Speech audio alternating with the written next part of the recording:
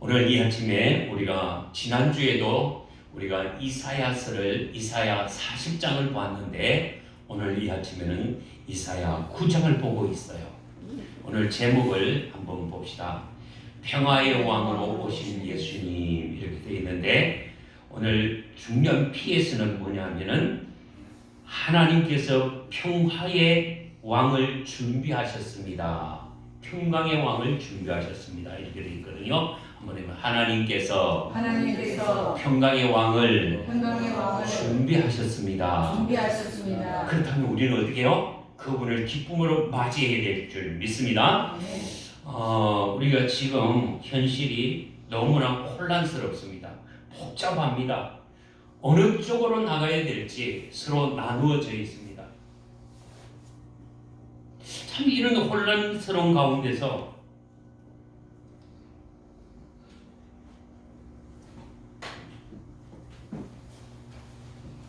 이런 혼란 가운데서 우리가 어느 편으로 서야 될지 정말 앞에서 기도한 것처럼 안개와 같이 자욱하게 앞에 쌓여서 앞을 제대로 볼 수 없는 정말 답답함이 우리 앞에 지금 놓여져 있어요.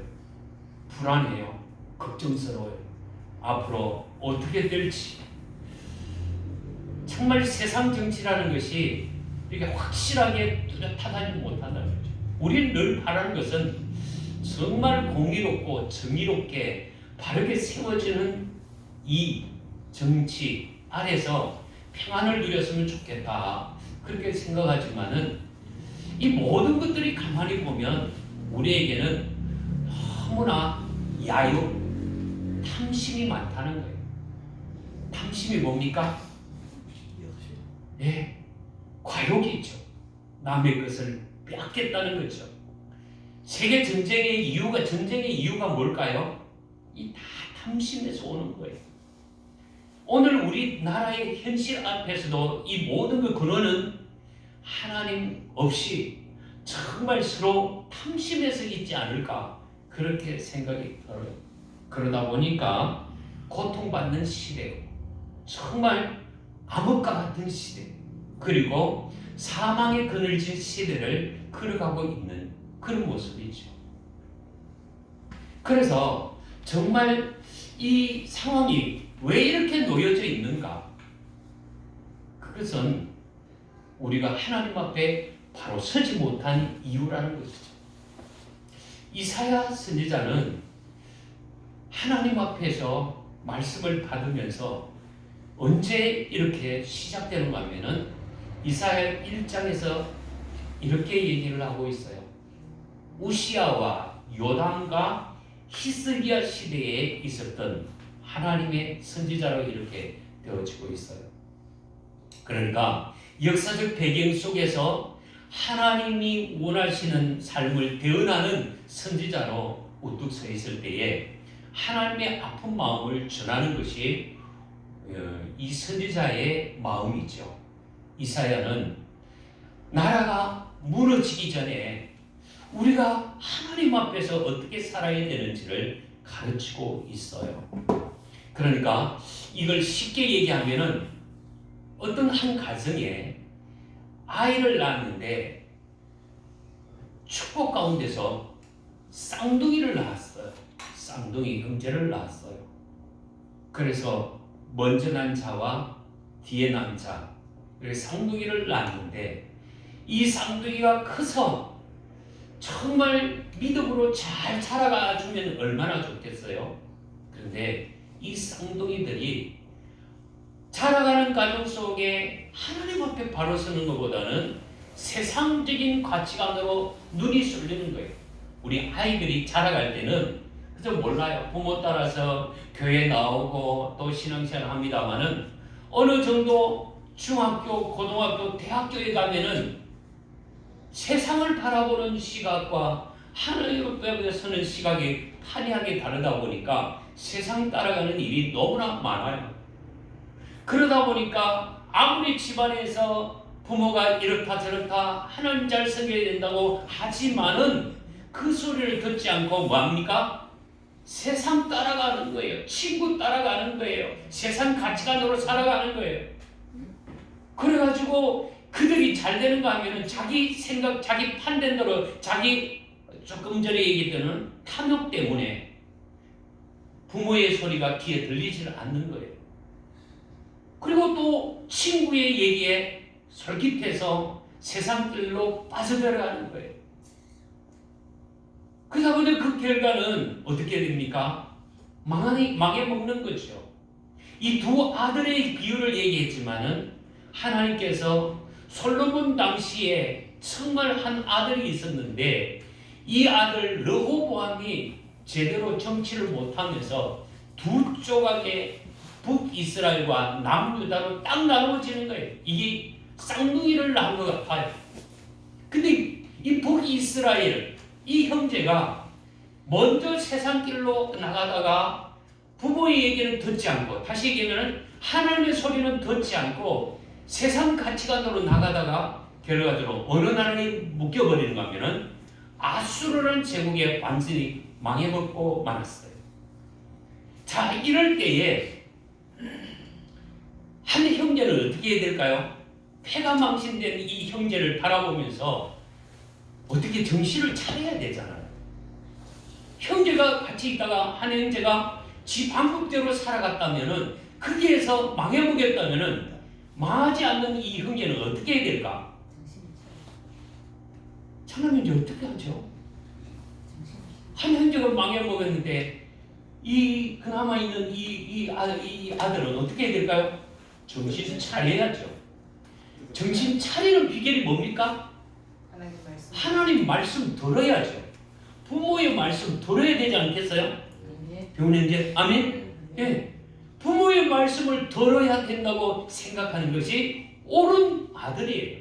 그러니까 하나를 비록 망해먹었다 할지라도 이 남유다는 어떻게 정신 차려서 하나님의 뜻을 전해 뜻대로 살아가야 된다는 이 기준점을 누가 지금 전하는 거면 이사야 선지자가 전하는 거예요. 그래서 앞에서 계속 보면은 너희들이 이렇게 잘 살고 잘 먹는 것은 하나님의 축복이었다. 그러니까 이 이사야가 우시아가 죽는 해에 이렇게 돼 있거든요. 그러니까 우시아 정권 때에 이 이사야가 태어나서 점점 자라가는데 하나님 앞에 기도하고 말씀 보고 하나님의 뜻대로 살려고 하다 보니까 하나님의 음성이 들려지는 거예요. 하나님이 계시의 말씀을 주시는 거예요. 이사야야, 이사야야. 그러면서 그가 정말 이게 제대로 굴러가는 건가? 우시아 왕이요 하나님의 복을 참 많이 받았어요. 무려 52년 동안에 엄청난 복을 받았어요. 그러니까 백성들이 이스라엘, 북이스라엘은 하나님 말씀 안 듣고 지방법대로 살다 보니까 이리 깨지고 저리 깨지고 반전에 반전, 이 여러 가지 나라가 혼탁해지는 가운데 있을 때에 우시아 왕은 그래도 하나님을 의지하고 하나님 앞에 무릎 꿇는 우시아 왕이 되다 보니까 하나님이 그에게 52년 동안 엄청난 평강의 복을 주신 거예요. 근데 이거 보세요. 잘 먹고 잘 살면 하나님을 잘 섬기는 것 같죠? 아니요. 돈도 있고 여유도 있고 풍요로움도 있고 잘 되어나가면은 하나님 늘 잘 섬겨야 되잖아. 그런데 이 인간이요 그렇지는 못한 거예요. 잘 먹고 잘 살고 잘 나갈 때 보면은 하나님은 안중에 없고 내 능력, 내 실력 여기에 가치관에 묶여버리는 거예요. 그러다 보니까 잘 나가던 이 남유다의 우시아 왕 이후에 사람들이 점점 뭐 하는가 하면은 이상하게 이방 신들을 끌어들여서 우상을 섬기게 되고 또 뭡니까? 우상 승리를 그 이방 신들을 끌어들여서 자기의 가치관을 하나님이 아니라 우상에게 또 세상 신에게 빠져들어가는 거예요. 오늘 세상 신 가운데서 가장 강력한 신이 무슨 신인 줄 아세요? 오케이, 만몬신이라는 거예요. 돈신이라는 거예요. 물질신에 딱 묶여버렸어요.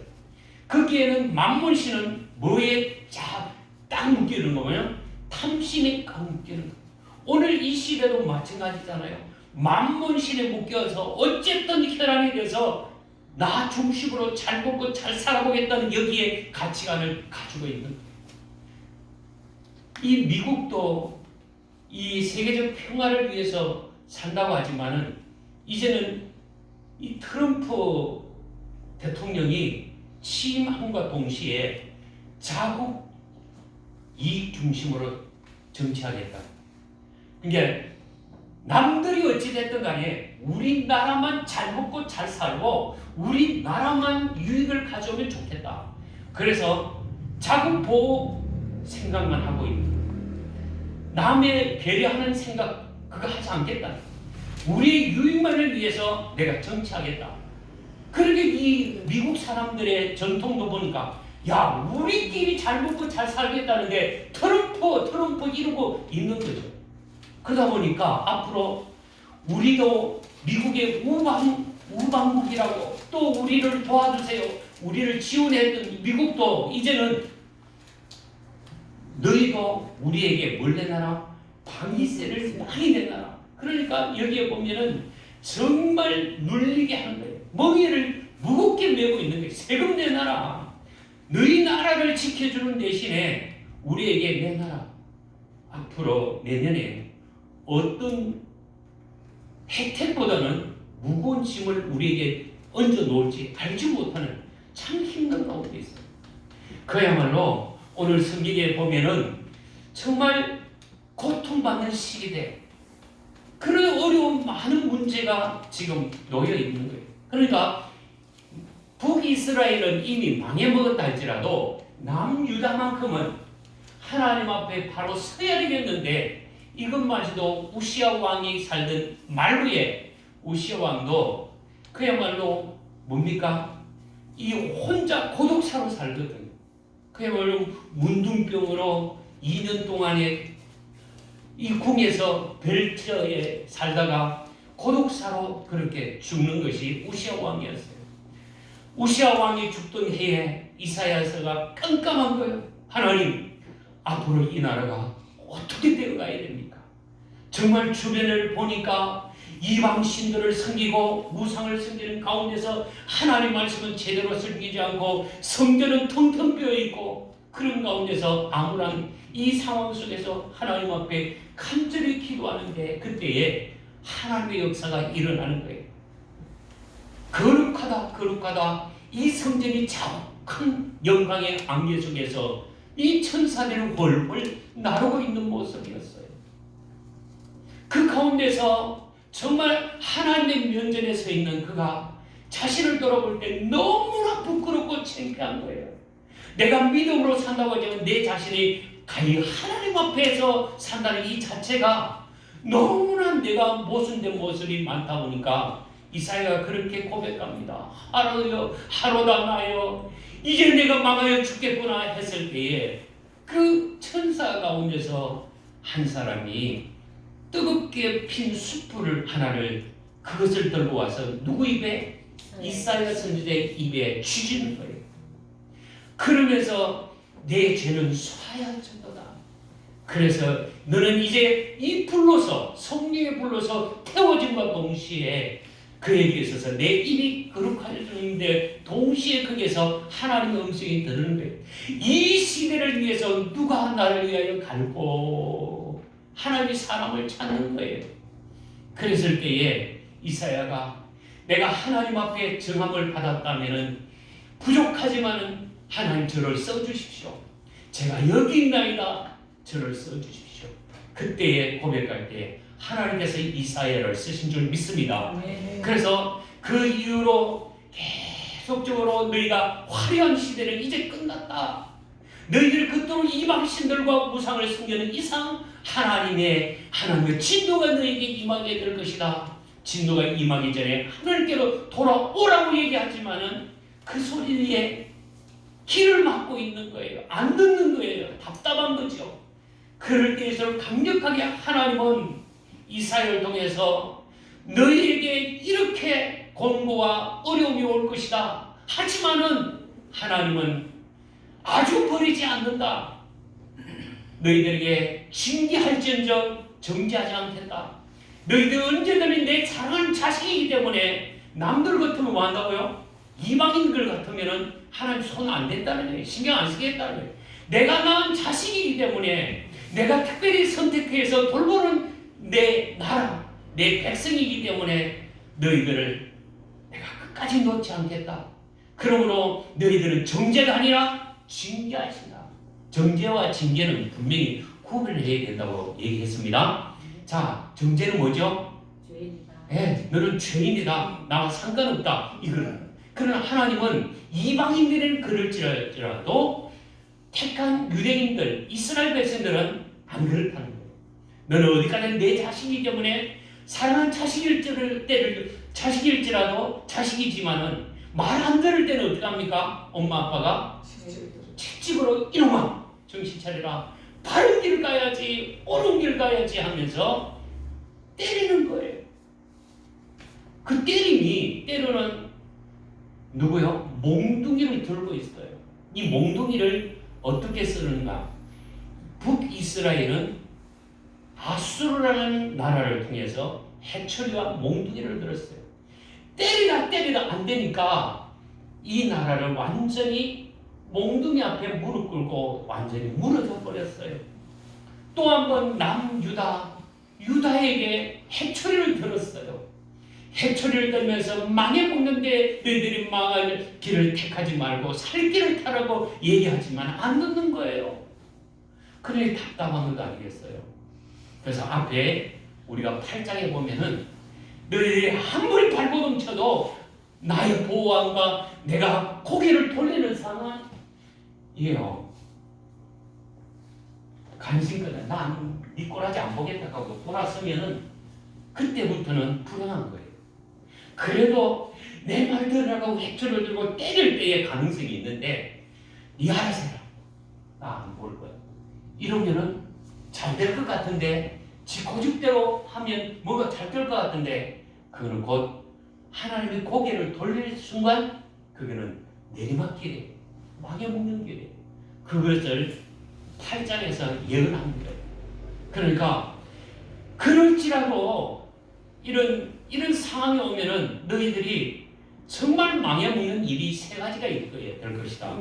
그렇게 1절에서 3절까지 쭉 이렇게 얘기하는데 너희들이 비록 망해먹고 안 된다 할 때에 그게 포기하지 말라.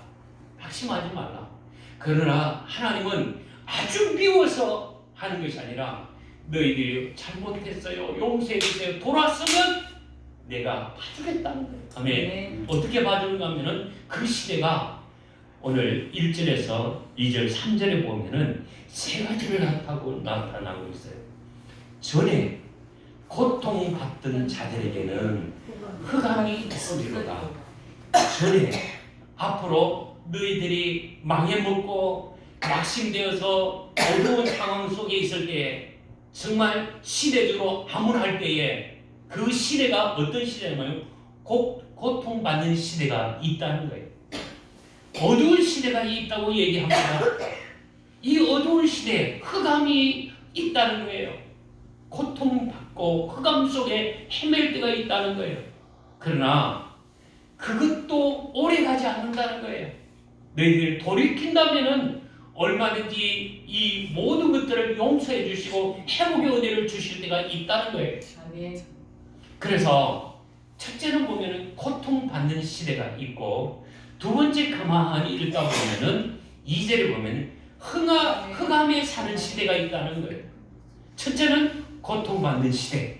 2절에 와서는 무슨 시대? 흑암의 시대가 있다는 거예요. 또 한 가지가 있다면 무슨 시대가 있습니까? 사망의 그늘진 시대가 있다는 거예요. 아멘. 세 가지. 여러분 오늘과 매 마찬가지 고통받는 시대고요. 정말 이 대가 깜깜한 흑암 속에 있어요. 안개와 같이 자욱하게 어디가 어딘지를 모르는 시대가 오늘 이 시대예요. 정말 불안하고 두려운 시대가 이 우리 앞에 있는 이 고통의 시대 뿐만 아니라 사망의 그늘진 시대, 정말 전쟁이 여기저기서 일어나는데 우리가 지금 휴전 중에 있는데 지금 우리 안에서 하나가 되지 못하면은 어떻게 앞으로 안보가 어떻게 될지 모르는 이 시대를 살고 있다는 거예요. 매마 마찬가지죠. 근데 중요한 것은 고통받는 시대에서 이제는 하나님이 어떻게 해요? 이 고통, 흑암의 시대, 이 고통, 여기에서 흑암이 없으리로다 이렇게 얘기했는데 멸시받는 시대, 어둠이 있는 시대는 없게 될 것이다. 그러니까 너희가 만일 하나님 앞에 살기를 원한다면 고통받는 시대를 끝내주시겠다는 거예요. 옛적에 여호와께서 스불론과 납달리 땅이 멸시를 당하였더니, 그러니까 고통받는 시대는 남들에게서는 멸시받는 시대였지만은 여기에서 여호와께서 스불론과 납달리 땅이라고 했는데 이 땅은 어떠냐면 가장 비옥한 땅이에요. 아름다운 땅이에요. 그런데 이것이 전쟁터로서 늘 불안해하고 또 긴장 속에서 고통을 당하는 시대, 그 고통을 당하는 땅이 어디 땅이냐? 스불론 땅과 납달리 땅이라고 얘기하고 있어요. 그걸 오늘로 비춰보면은 이 갈릴리 지방을 얘기하고 있는 거죠. 어둠의 길. 그러니까 우리나라도 지금 우리가 대북 방송하잖아요. 그게 보면은 정말 이 남한의 좋은 소식들을 막 들으면서 저들이 와, 저 남쪽으로 가고 싶다, 넘어가고 싶다, 그런 방송을 들으면서 완전히 환상에 젖어 있는 그런 모습을 보거든요. 그 반면에 북한에서는 우리나라를 향해서 이 대북, 대남 방송을 하는 거예요. 남쪽을 향하여 무슨 방송합니까?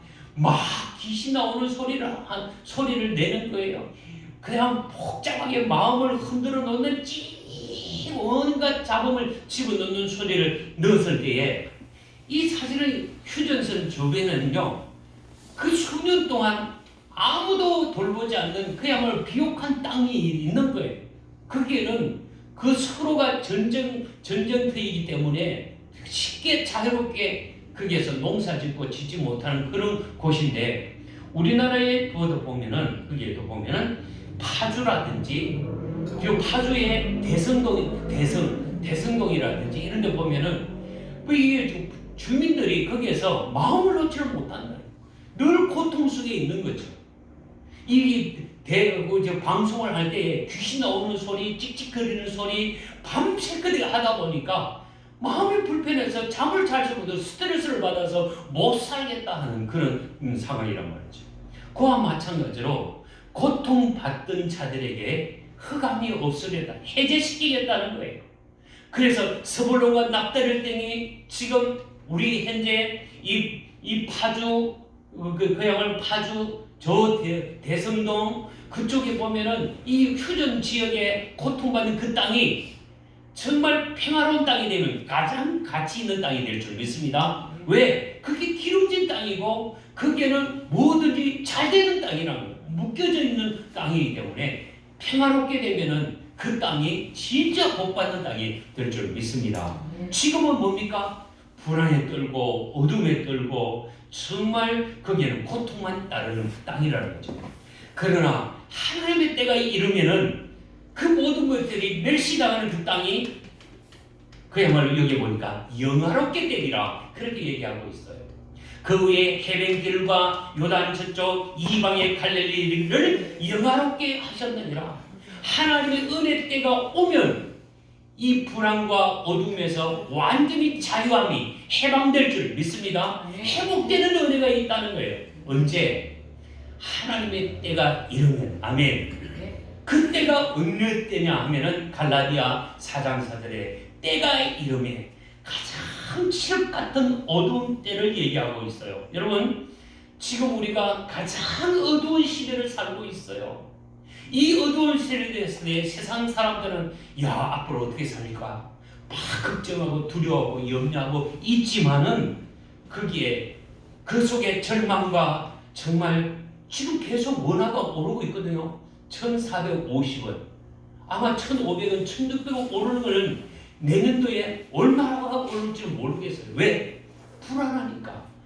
달러 가치가 계속 높아지고 우리의 우리 돈은 점점 자꾸 떨어지는 거예요.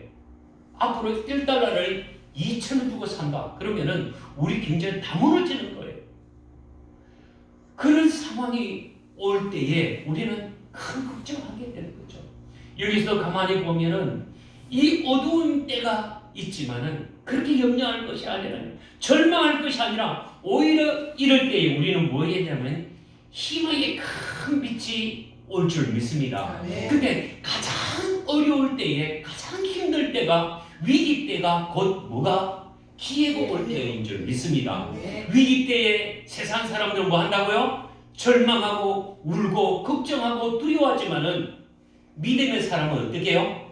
이 때를 위해서 어떻게 할까요? 하나님께로 돌아가고 하나님 앞에 무릎 꿇고 하나님 앞에 정말 겸비하게 엎드릴 때에 하나님 우리에게 새로운 기회를 주실 줄 믿습니다. 그때에 누가 오신다? 예수님이 오시는 거예요. 그때에 하나님 말씀이 우리 귀에 제대로 들려야 축복인 줄 믿습니다.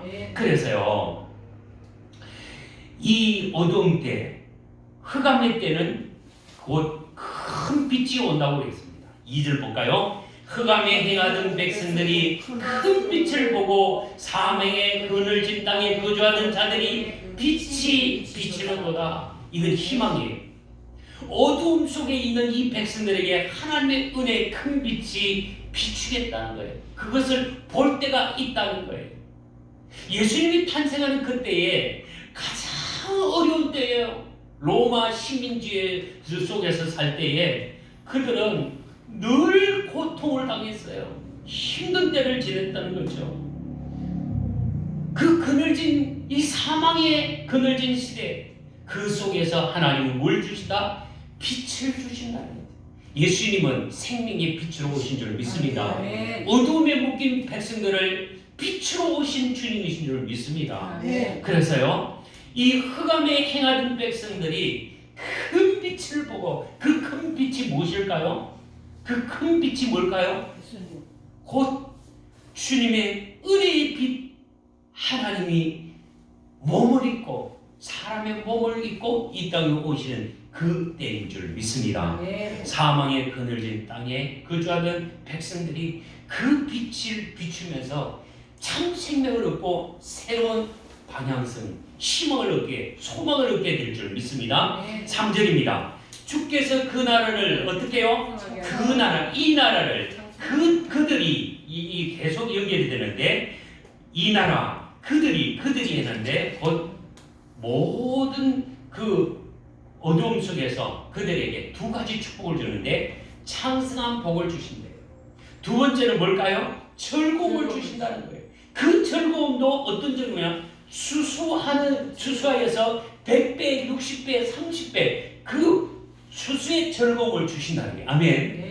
또 하나가 뭐냐면은 전쟁터에서 내가 수고하지 않았지만은 하나님께서 탈취으로 우리에게 얻은 그 축복을 주시겠다는 거예요. 아멘. 이것을 마치 뭐냐면은 이스라엘 백성들 가운데서 사사기에 보면은 기도원이에요. 기도원의 역사가 있어요. 이 뒤에 나오는 글인데 이들에게 한번 가만히 봅시다. 우선 3절에서 이들에게 이 나라에게 어떤 은혜를 주시는가 하면은 이런 것을 주시네요. 창성하게 하신다는 거예요. 하나님께서 하십니다. 첫째, 우리 3절 같이 봅시다. 주께서 이 나라를 창성하게 하시고 그 즐거움을 더하게 하셨으므로, 창성하게 하고 즐거움을 주시는데 그 즐거움은 어떤 즐거움이냐? 추수하는 즐거움이 있고 탈취물을 나눌 때의 즐거움 같이 그들이 주 앞에서 진정한 즐거움이 있게 될 줄 믿습니다.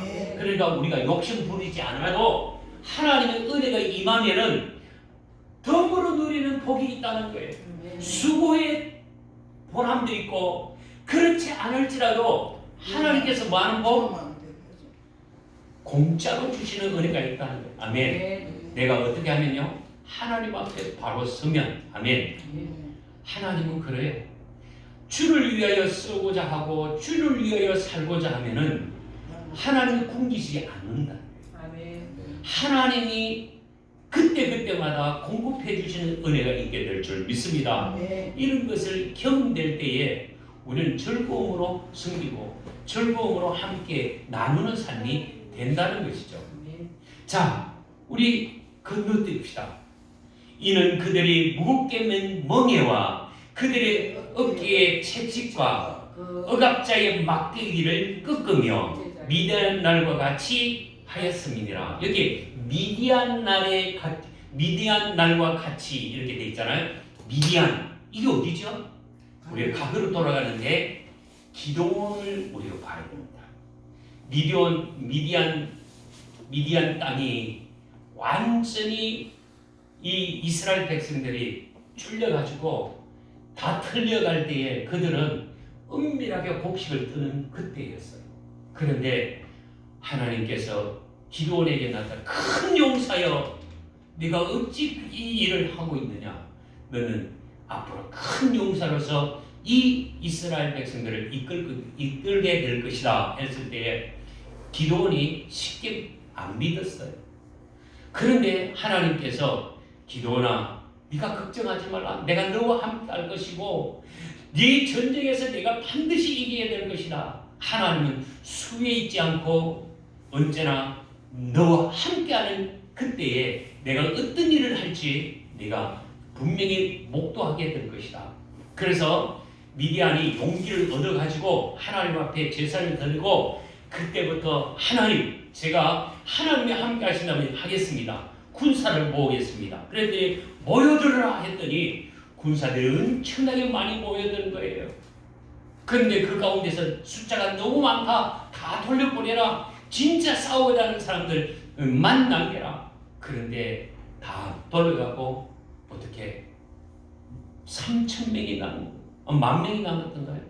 그런데 그 가운데서도 하나님, 이것도 너무 많다. 나누고 돌려보내라. 그 가운데서 몇 명만 모았다고요? 300명만 모은 거예요. 이 작은 숫자로 우리가 볼 때는 형편없는데 이걸 가지고 어떻게 이길 수 있겠습니까? 했지만은 누구와 함께? 하나님께서 함께 하십니까? 그 미디안 사람들을 하루아침에 뭐라고요? 완전히 무너뜨리는 일이 있게 된 거예요. 그러니까 오늘 이 미디안 날과 같이 하셨습니다. 하나님의 능력이 강하심으로 모든 부분들을 하나님께서 깨끗하게 해결해 주신다는 거예요. 아멘. 네. 여기 봅시다. 4절에 그들이 무거운 멍에를 맸다. 무거운 멍에가 뭔 줄 아세요? 이 무거운 멍에는 이런 거예요. 아주 지금 로마 제국에, 그리고 어디에요? 그 당시 유대인들, 그 남유다가 그야말로 이 바벨론 제국의 속국이 되어가지고 그들에게 뭘 했을까요? 무거운 세금을 갖다 바치는 일이 있었어요. 예수님 당시에도 유대인들이 힘이 없으니까 농사지어서 무거운 세금을 어떻게 해요? 로마 제국에 갖다 바치는 일이 있었어요. 그래서 가장 이 유대인들이 누구를 싫어해서요? 삭개오를 싫어하는 모습을 보게 됩니다. 이 삭개오는 내놓은 도둑놈입니다. 저 도둑 매국노라고 생각하고 삭개오를 아주 못된 놈이라고 생각했어요. 근데 누구를 만났어요? 예수님을 만나게 되니까 예수님, 내 재산의 절반을 뚝 잘라서 누구에게요? 가난한 자에게 나눠주겠습니다. 그리고 내가 남을 억울하게 해서 내가 갈취한 것이 있다면 내가 그에게 몇 배? 4배나 걸쳐서 내가 보상하겠습니다. 완전히 자기를 위해서 옮겨다 탐심에 강했던 이 삭개오가 누구를 만나니까? 예수님을 만나니까 완전히 자기의 모든 것을 내려놓고 구원받는 하나님의 백성이 된 줄 믿습니다. 그러니까 여기에 멍에, 그 무겁게 맨 멍에, 이거 뭐라고요? 한마디로는 세금이라는 거예요. 바쳐야 될. 정말 열심히 일해가지고 세금으로 다 뜯기면은 허당이죠. 우리가 앞으로 지금 트럼프가 우리나라에 대해서 관세를 무겁게 매긴다면은 우리 실컷 돈 벌어가지고 남은 이득을 누구에게요? 이 미국의 자국 이익주의로 나가는 미국에게 갖다 바친다면 이건 이런 무거운 멍에가 우리 앞에 기다리고 있다는 걸 할 때 불안한 거죠. 그들의 어깨에 채찍이 뭘까요? 이 노역을 얘기하고 있잖아요. 밤낮 제대로 자지 못하고 먹지 못하고 그 얻어진 소득을 있기 위해서 먹고 살기 위해서 무거운 노역을 하는, 그야말로 여기에 보니까 이게 그들의 어깨에 채찍을 가한 거죠. 또 그 앞에 압제자들의 막대기를 꺾으시며, 이 압제자들은 뭡니까? 여기 압제자들은 뭔가 하면은 이 강탈당하는 거예요. 이 내끄라고 하지만 강제로 내놔라는 거예요. 이게 이 강탈당하는 이 일들이 어떻게 해요? 꺾여질 것이다.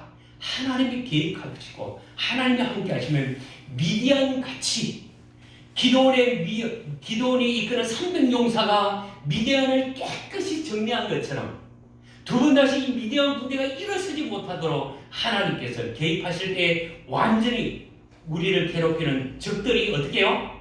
완전히 물러갈 것이다. 일어서지 못할 것이다. 아멘. 그러니까 그 주님이 오시면은 우리에게 이 묶여있던 모든 것들을 풀어주시겠다는 거예요. 자, 5절입니다.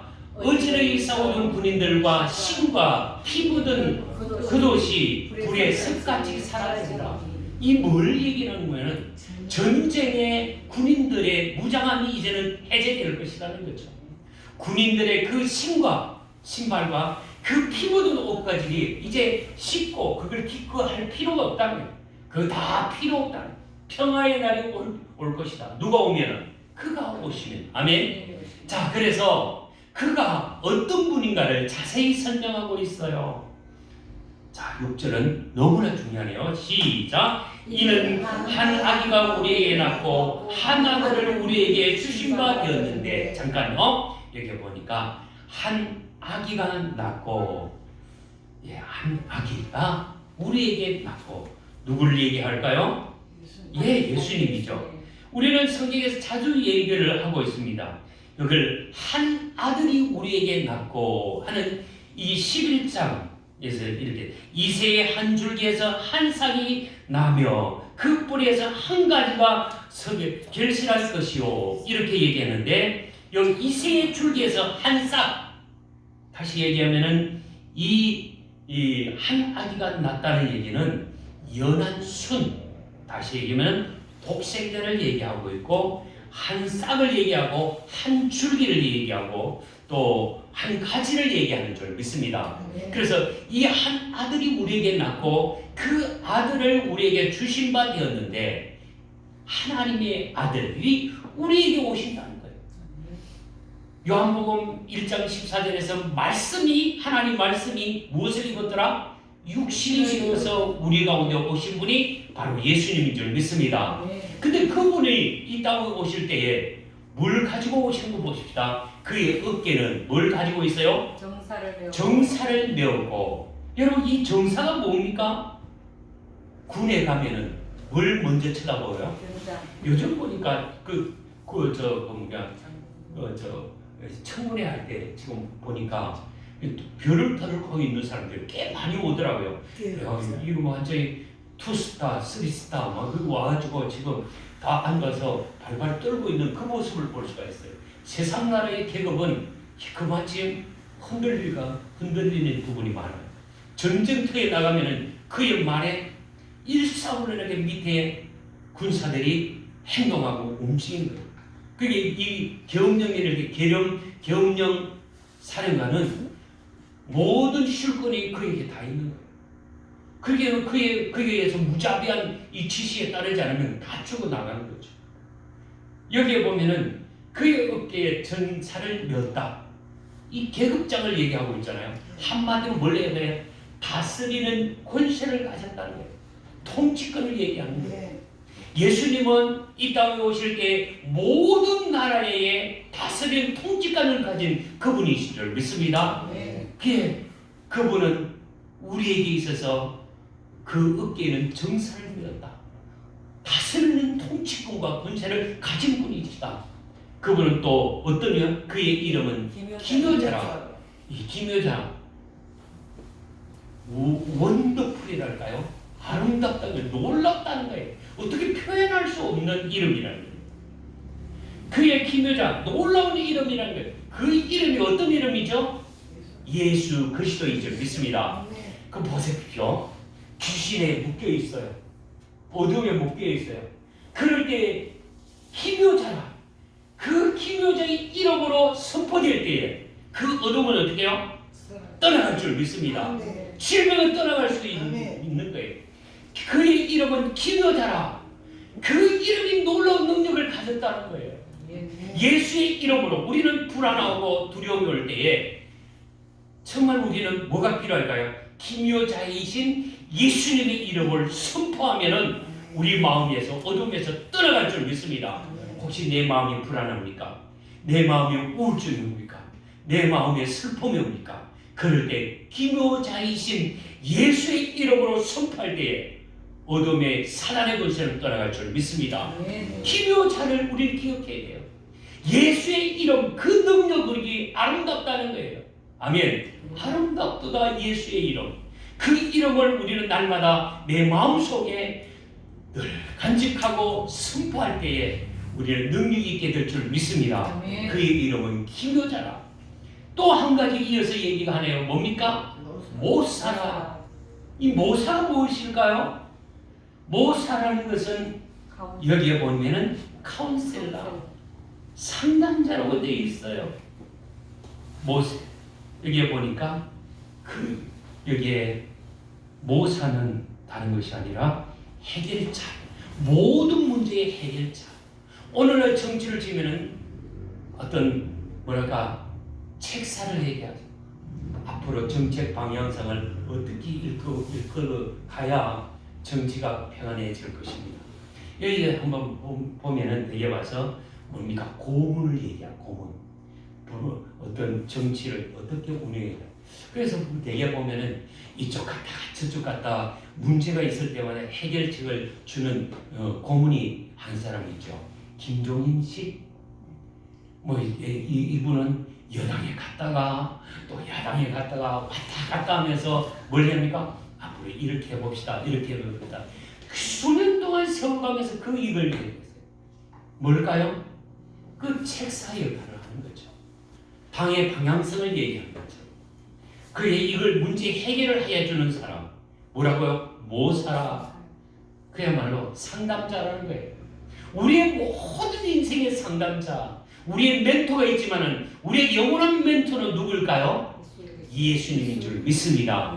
그분 앞에 물어야 된다는 거예요. 기묘자라 모사라 이해됩니까?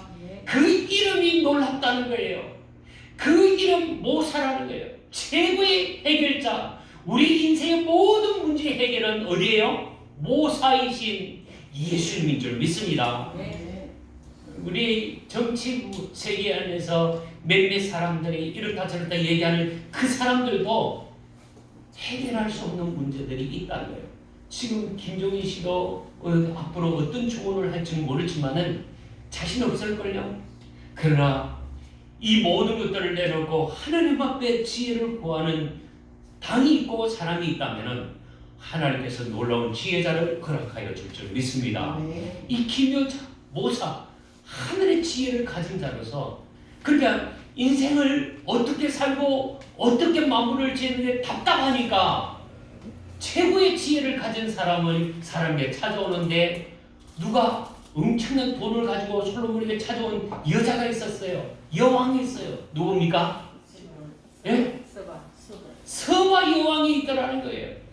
그 서바 여왕이 미련한 자가 아니에요. 인생의 최고의 권력자로서 정말 똑똑하게 정치를 했지만은 그에게 찾지 못하는 답이 내가 무엇을 위해서 어디를 가야 되는지 답을 알지 못했지만은 솔로몬에게 오니까 하늘의 지혜로 사람은 이렇게 살다가 이렇게 가야 된다고 답을 얻게 되니까 야 놀랍도다. 그렇게 가잖아요. 오늘 근본적으로 최고의 상담자 모사에게 찾아오는 예수님께 찾아오면은 인생의 복잡한 문제 간단하게 해결해 줄 줄 믿습니다. 뭘 먹을까, 무엇을 마실까, 무엇을 입을까 염려하지 말고 하나님 앞에 예수님 앞에 오면은 문제 해결은 예수님이 답을 주실 줄 믿습니다. 분명합니다. 그 다음에 우리에게 가르치는 것이 뭡니까? 전능하신 하나님, 엘사다이 하나님이라는 거예요. 모든 것을 능치 못할 일이 없다는 거예요. 전능하신 하나님을 믿습니까? 네. 그 전능하신 하나님은 천지 만물을 다스리시는 거예요. 한번 보십시다. 우리가 이 한여름에 이 더워서 어떻게 사나 하지만은 하나님 지금 찬바람을 불어서 우리가 옷을 입지 못하면 뭐하죠? 감기가 걸려서 뿔뿔 떨게 된단 말이죠. 그러나 이것 또한 봄이 오면 훈훈한 바람을 불어서 입었던 옷을 헐헐 벗어 던지게 하시는 것도 사람이 하는 것이 아니라 전능하신 하나님이 하시는 줄 믿습니다.